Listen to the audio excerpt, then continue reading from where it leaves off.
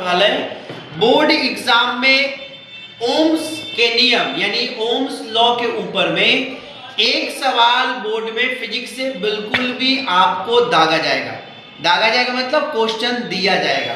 तो क्या कहता है क्वेश्चन है state Ohm's law and represent mathematically. आपको ओम्स लॉ का नियम बताना है और साथ में जो प्रेजेंटेशन दोगे आप इसका वो मैथमेटिकली होना चाहिए। तो ओम्स का नियम क्या कहता है उसके बारे में समझो। तो बताते हैं इसमें क्वेश्चन ए के बाद इसी का बी पूछा है डिफाइन वन ओम्स।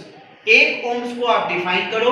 तीसरा क्वेश्चन है what is the resistance of conductor through which current of 0.5 and flow when a potential difference of 2 volt and apply across its end। कहता है कि जब करंट जो है करंट मतलब जो I है वो 0.5 एम्पियर और जो यहाँ पर पोटेंशियल डिफरेंस है यानी जो V है वो 2 वोल्ट है।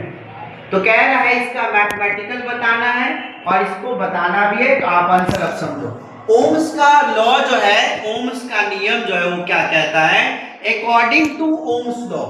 ओम्स सर का जो नियम है इनका कहना है the current flowing through a given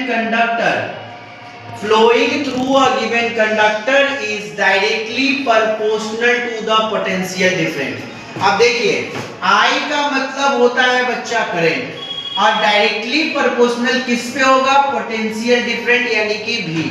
तो कहता है यही एंड डिफरेंस अलोंग इन तो प्रोवाइड टेम्परेचर कांस्टेंट होगा इसमें and physical condition remain of the same. तो इन्हीं का ऊपर में मैथमेटिकल बताना है। तो मैथमेटिकली के लिए हम लोग लिखेंगे V directly proportional to I और इसी का डायरेक्टली प्रोपोर्शनल हटाकर अगर हम बराबर करते हैं तो V equal to I into R। R क्या हो जाएगा R यहाँ पर रेसिस्टेंस हो जाएगा। ठीक है तो लिखता है यहाँ पर ये मैथमेटिकल हो गया। कहता है where R is constant proportion या कांस्टेंट रेजिस्टेंस टेम्परेचर भी कह सकते हैं and is also called resistance. Its SI unit is ohms.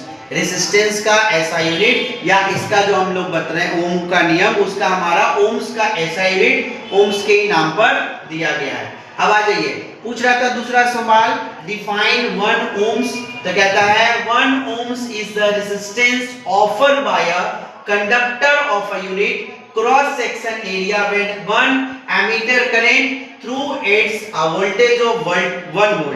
1 volt के ऊपर में अगर 1 एम्पियर का करंट एक दूसरे का